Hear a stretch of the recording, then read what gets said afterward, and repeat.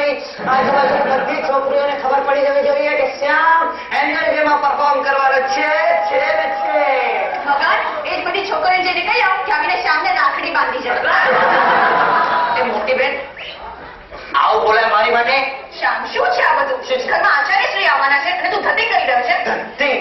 નહીં તો શું, હવે જા જઈને તૈયાર થઈ જા. પણ હું તો તૈયાર જ છું ને. એટલે તું આ કપડાં પહેરીને આચાર્યશ્રીની સામે આવીશ? આ કપડાં શું ખોટા છે?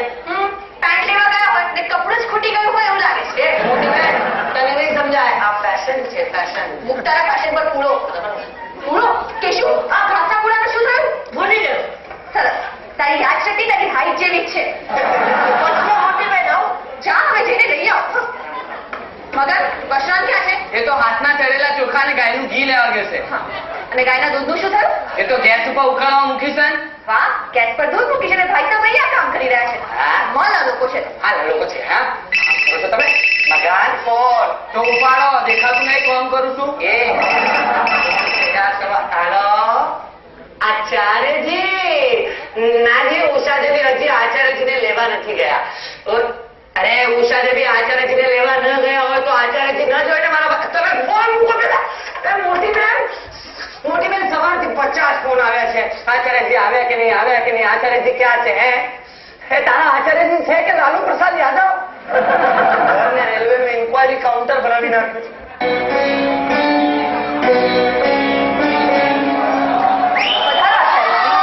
નમસ્તે મામા. ભાઈ તમે અહીં? તમે તો સ્ટેશન પર લેવા આવવાના હતા ને એમને? હા મામા હું તમને લેવા આવવાનો જ હતો પણ મોડા ઉઠ્યા છો એટલે નહીં આવી શક્યા હો. વાહ શું જજમેન્ટ છે તમારું? વગેરે જીવદારો આપ શ્રી જીતેન્દ્રસિંહ રાણા. નાથી હું ઉપેન્દ્રસિંહ રાણા. જીતેન્દ્રસિંહ રાણા મારા બાપુજી થાય પણ લોક સિધાવી ગયા. ક્યારે? થયા છે 24 વર્ષ. સરસ. ગુજરી ગયા એમાં સરસ શું? નહીં એમ નહીં, 24 વર્ષ થયા પણ ગેટ પરથી જીતેન્દ્રસિંહ રાણા નામની તકતી હટાવવાની ફુરસત આ ઘરમાંથી હજી કોઈને મળી નથી. આચાર્યશ્રી હું તો અંગીલો માણસ. મારા માટે ફક્ત 2 સમય છે, દિવસ અને રાત. ભૂખ લાગે ત્યારે જમી લેવાનું, ઊંઘ આવે ત્યારે સૂઈ જવાનું.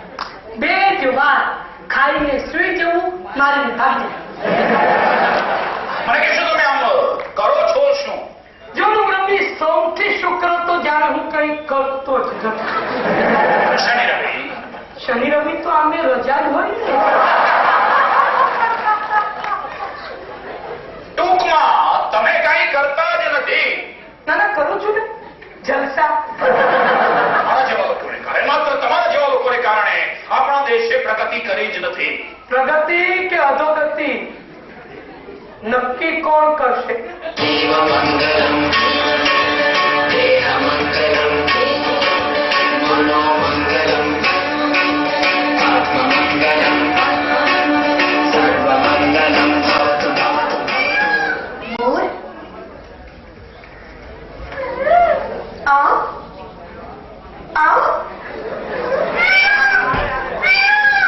હલ્દી